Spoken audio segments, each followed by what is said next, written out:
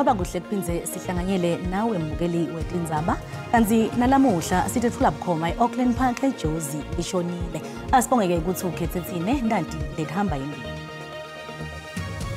Africa, we are at a critical inflection point in terms of consolidating the rule of law and accountability in this country. Umqondisi weluphiko lwetebashushisi velonke Advocate Shamila Batohi uvumile ukuthi emacala layamene negwamandwa kwemandla embuso solo awakashushiswa ngalokwanele. The charges are 11 counts of attempted murder, 3 of conspiracy to commit murder. Somabhizinisi Vusumuzi Kate Matlala sowubukene nemacala lalishumi nakunye ekutama kubulala nalamanye emacala. I told myself that one day I want to see myself into a Fana team, so I need to work hard and make sure that I come back very strong. Umdlali weSekhukhune United Keletso Magalwa uthi utawusebenza ngekutikhandla kude abe ingcenye yelicembu lebafana bafana lelitawudlala iAfrica Cup of Nations lonyaka.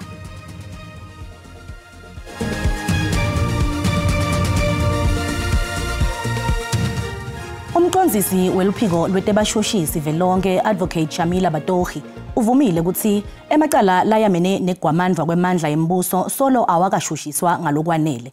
Batohi uthi munyendo umsebenzi NPA leyiwendile lomuhle kepha ke kukhona naleminye imisebenzi lengakapheleli lethinza kugwamandwa kwemandla embuso.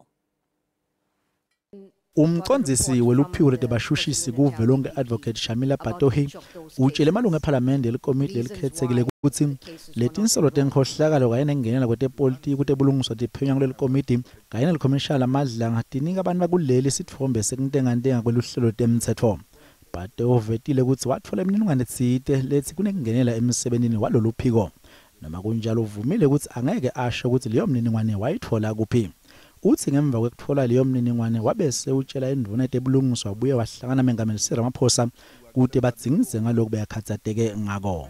As South Africa, we are at a critical inflection point in terms of consolidating the rule of law and accountability in this country. Batohi utshele lekomiti ukuthi angeke akhona kuphendula ukuthi ingabe lelithimba belibuke kubulawa kwabosopolitiki iPKTT ngalokufincwe belisebenza nobe cha.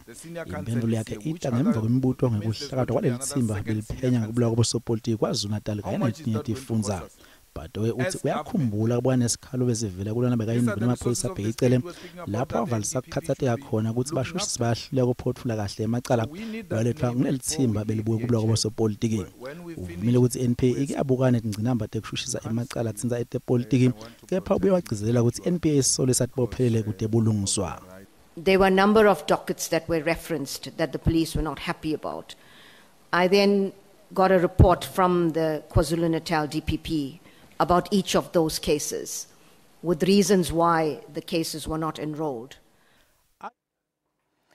Umphathi lomkhulu wemaphoyisa eMetro ekuruleni lese wathatha umhlala phansi Revo Spies ubuyele ebhoksini labofakazi lekulisuku lwesithathu emalanga ngekulandzelana eKhomishaneni yamadlanga ePitoli. Bufakazi bakhe buyaqhubeka nekukhiphela ebaleni inkohlakalo kanye nekungenelela kwepolitiki ngekhathi kwelitiko lemaphoyisa eMetro ekuruleni.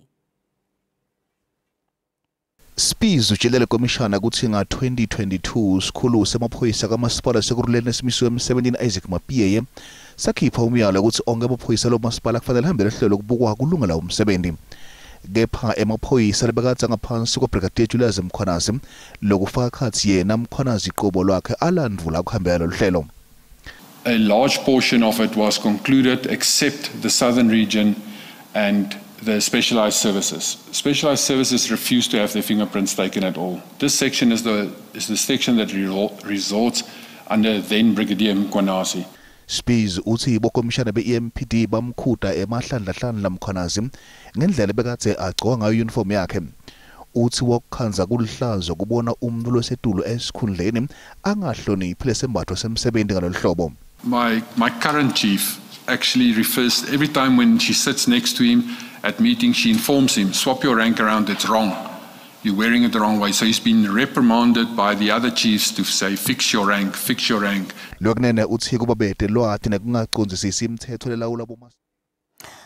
Somabhizinisi Vusumuzi Khet Matlala sowubukene nemacala lalishumi nakunye ekutama kubulala nalamanye emacala. Loku kulandzela kutama kubulala lobeka singani sakhe Tebogo Tobijane nasomabhizinisi Joe Banyoni kanye nemdidiyeli wemculo Swenki Mokubong. Matlala nalaboke lasolwa nabo bavele enkantolo yamanje Alexandra lapho umbuso uvete khona ukuthi sewukulungele kuteka lecala. Vusumuzi Khet Matlala nalabanye lasolwa nabo labane babukene nemacala ekutama kubulala Tebogo Tobijane. Umbuso uvete ukuthi uthole imvumo yekungeta lamanye emacala. The charges are 11 counts of attempted murder, 3 of conspiracy to commit murder, 3 of possession of prohibited firearms. Then we also have counts of contravention of the Organized Crime Act, the Prevention of Organized Crime Act, which is POCA. In that we allege that they committed money laundering as well as fraud. Umbuso umile ekutheni umsolwa wekucala newesibili ngibo labatama kubulala abantu lekufaka ekhathi somatekisi Joe Banyoni bathunywe nguMatlala. Uphinze wathi nga-2024 Matlala wabhadala labanye basolwa ukuthi badubule umdidiyeli wemculo Swenki Mokubong. All of these counts, they relate to the 3 dockets, which was that of Tobijane and the one of Sibanyoni, where Sibanyoni was together with 4 other people. And we already know that with Tobijane, she was alongside a friend when they were attacked, and Mukubung was also in the company of 2 other people. Kusenjalo Matlala utawuba nemmeli lomusha kulandzela ukuthi ummeli wakhe Victor Nkwashu ashiye phasi ngenxa yokuthi angeke abe khona ngalamalanga labekiwe ekuthethwa kwaleli cala lelitawubuyela enkantolo lephakeme Jozi eminyakeni lotako. Lisekela lamengameli Paul Mashatile lithi uhulumende uyaqhubeka nokuqinisa ubudlelwane nemave emhlaba ngenhloso yokulwisana nebugebengu lobendeka eminceleni. Mashatile uthi bayayibuka nendzaba yokuvikela abantu lababika inkohlakalo. Mashatile bekaphendvula imibuto eParliamente. Njengoba betibalo bamemetele ukuthi tibalo tebantu labangasebenzi tehlile ekoteni yesithathu kuleli lisekela lamengameli Paul Mashatile liphendvula imibuto eParliamente lithele isekela imigomo letawuhlomalisa wonke umuntu wayedlanzana kuphela lokuthi ngemva kokuthi iDA ikhale ngemigomo iBBEE ukuthi ihlomalisa dlanzana kuphela. BBEE is currently being reviewed as well. DTI is busy looking at where the gaps are. And I'm sure that you can make an input in that process because at the end of the day, we want legislation that will ensure that we benefit the majority of South Africans. Mashatile uthi leli liyaqhubeka neqinisa ubudlelwane nemave lakulengabathi eAfrika nalamanye amave emhlaba ngenhloso yokulwisana nokushushumbisa tidzakamiva eminceleni. South Africa, Mozambique, and Tanzania have established trilateral planning cells, TPCs. The TPC was created to coordinate cross-border and transnational operations to counter the illicit flow of heroin and methamphetamine. Lisekela lamengameli lithi imvuno yetebulungiswa liyayibuka indzaba yokuvikela abantu lababika inkohlakalo.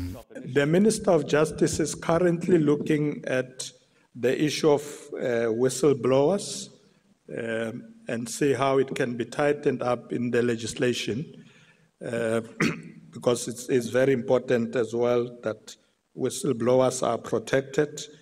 Mashatile uthi amaphoyisa lasebenzisana nebugebengu atalithota lolumandi ucela natakhamuti ukuthi tibe ingcenye kulwisana nebugebengu. Mukelekile mbukele esigabeni sethu sesibili setindzaba nawusanzangena tisekhona hlala nathi. Umndeni waThapelo Sifunda lobeka neminyaka lenge-30 wasemahushu eMpumalanga ucela tiphathimandla ukuthi tikhulule tinsalela tesivumbu sakhe lesatfolwa sonakele emahlathini ngenyanga yaKholwane nga-2023. Sifunda wanyamalala ngenyanga yeNdlovulenkulu ngeminyaka lofanako ngemva kwetinsolo tekubulala singani sakhe. Lo mndeni ufuna ukudlulisa lesimo. Thaphelo Sifunda wanyamalala ngenyanga yeNdlovu lenkulu nga-2023 ngemva kwetinyanga letine etinsalela tesithumbu sakhe datfolwa setonakele. Ngikusho kwemndeni tonke tintfo takhe datfolwa naye letifaka ekhatsi lucingo lolasetshenziswa amaphoyisa kumthungatha. Make wakhe Eunice Sifunda uthi amaphoyisa aniketwe konke bebakudzinga kude kwentiwe lihlolo le-DNA. Ukuthi ufase kuphi ukuthi angcwabeke kude emndeni lo munye lo report ukuthi kune missing person. Why bangasidi basinike emtimba wakhe. Ngibhlungu kakhulu akukhona ukulala. Ngikusho kwalokhulumela amaphoyisa kulesifundza Brigadier Donald Mdluli letinsalela titawukhululwa nangabe inkantolo seyanele ngebufakazi lobuvetwe empikwayo.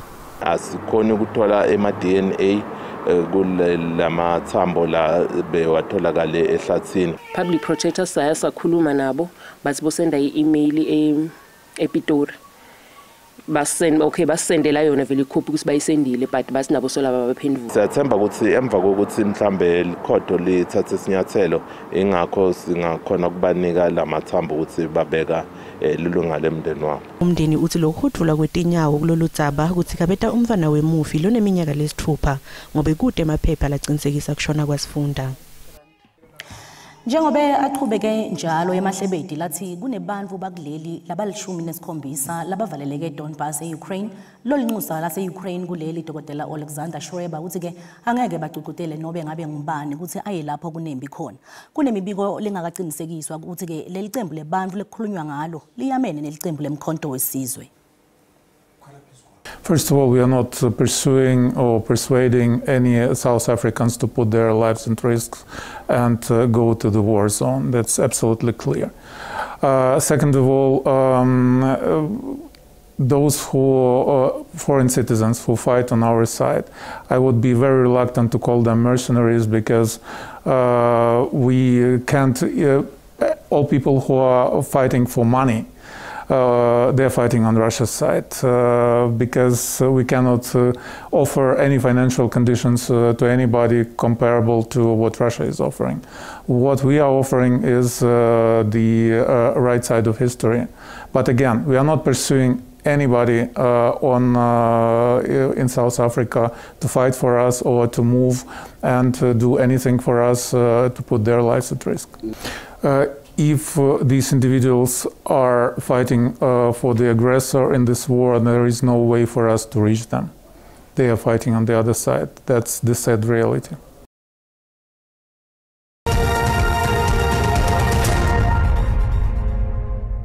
I-SABC nguyona itawusakata ngalokusemthethweni i-G20 SA 2025.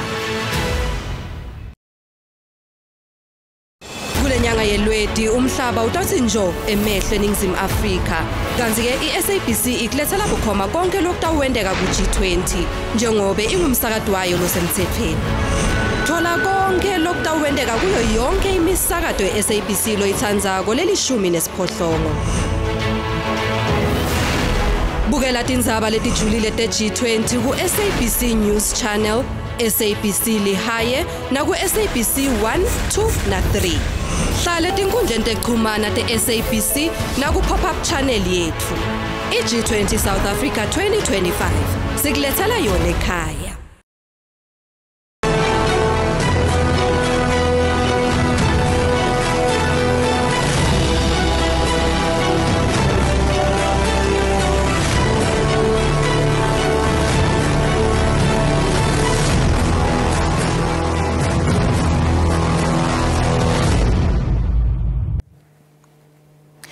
Indvuna yelitiko letemafa inogodongwana itawetfula luphakelo timali lwasemkhatsini neminyaka kusasa ePhalamende. Kubuka kabandi loluphakelo samukela umhleli wetemnotfo e-SABC Tshepo Mongwayi. Mongwayi, sikubingelele sikwamukele tindzabeni tesiswati. Ngiyabonga sisi Rebecca. Ingabe yini lesingayilulinzela kulolu phakelo timali njengoba ke isimo semnotfo sindenganeka nje? I think the most important part is that we are expecting that the minister will make some of the revisions that were outlined in February budget. In February budget, there were a lot of concerns raised regarding the the number that they presented at the time, 1%. But some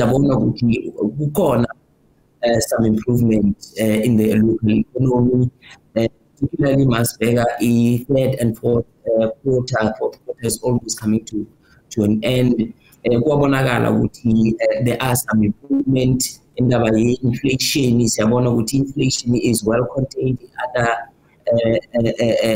control.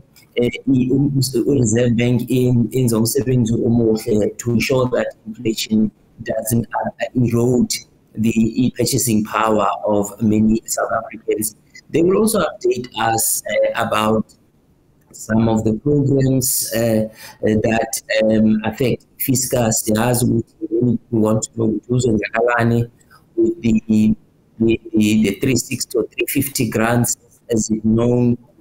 What we have seen recently, some people have also seen a decline in the number of people who are receiving the grant.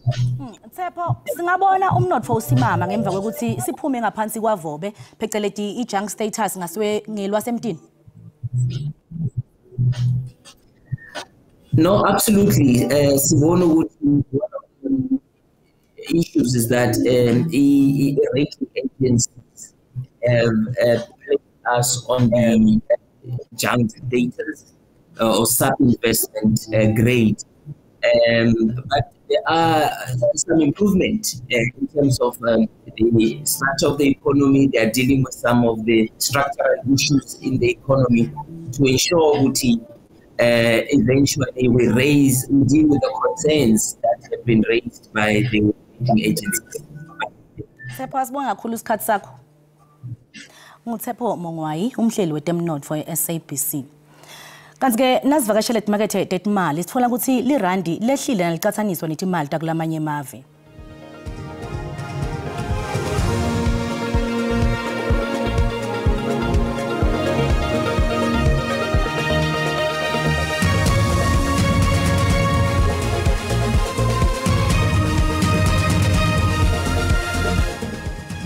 Sikubutile mbukeli ukuthi njengobe ayasonzela emalanga emhlangano we-G20 ingabe ubona ukuthi ungadlala inzima lenganani kuqinisekisa ukuthi lo mhlangano uba impumelelo. Umbono wakho uyalandzela.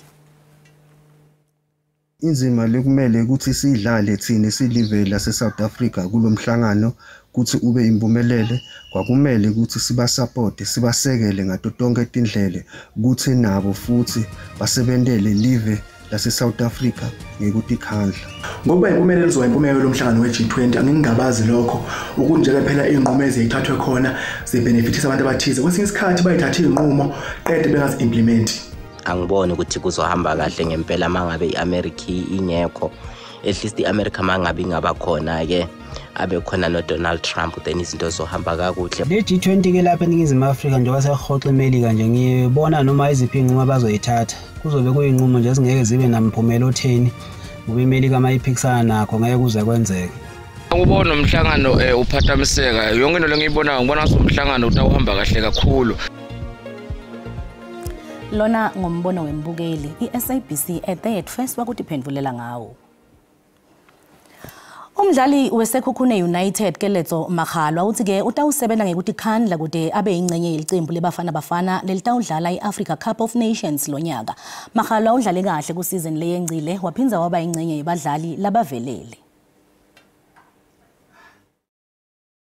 Maghalwa uqale libhola etinyawo lesizingeni lelisetulu Mamelodi Sundowns nga-2018 kepha Tinva amange ethambe kahle njengoba ubolekisa kulamanye amacembu waphinza waboka netinkinga tekulimala letashabalele semaphupho akhe kudlalela ibafana. I think I started very well as a young boy from Sundowns Academy and I played under-20 World Cup. Then I also played under-23 AFCON that qualified for Olympics. I was there. I think it was a great journey.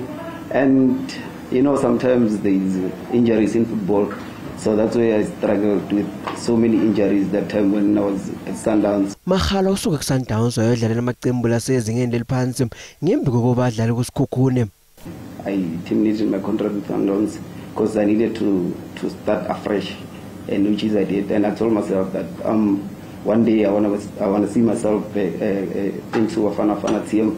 So I need to work hard and make sure that I come back very strong. Masindi nemdanjelo Orlando Pirates namahalo bayaqala ukupita eqenjini lesive iBafana edlala umdlalo obungane leZambia ngemgcibelo eGqeberha. Kunasibusiso Mahlalela kulethamba embili kulethuma embiteni kuligwalagwala FM. Lishonile Sibu. Ishonile Mlingani siyavusela kumbukeli Zobate Swati ekhaya nathi ke lesiphethe sekuhlele njengoba ke sitobaka abantu bufakazi lebekazi ke bufulwa ngilokele inhloko ekushushisa kule live Advocate Chamila Batohi njengoba ke avele ngembi walo ke lekomiti lesikhashana eParliament eliphenya kabani ke ngohlakalo ke indawo kwemaphoyisa alo le live leNingizimu Afrika ngetilo lo sitobaka abantu nathi ke tibalete abantu labangasebenzi kule live leNingizimu Afrika letikhululeke lo visi laba State SA njengoba ke simemeke besomnotho kodwa ke sitobaka abantu nathi ke tibalete nokusike tisho kuthini ngalo ke live nawo umnotho waloke live lethu sitheke indlebe kumsakazo kwala FM ngesimbi esithuba zamathe ngesimbi esikhombisa kuloke lihlelo letiphuma embiteni nzamba malehle Thimba egoli asibonga usiboleka indlebe mbukele ekhaya Asibonga kakhulu kuye Sibu phansi embombela kanti mbukeli tiyaguca atalamuhla asiphinze sihlangane ngalokutako kusasa tikhona tesindebele kanti letela maleti titfole ngesixhosa nakucwaba insimbi yesikhombisa kuyo lenkundla ungakhohlwa sikhona nesimo selitulo nanto zakhe mathebula ngemva kwetitolo usuku lobuhle ngwane.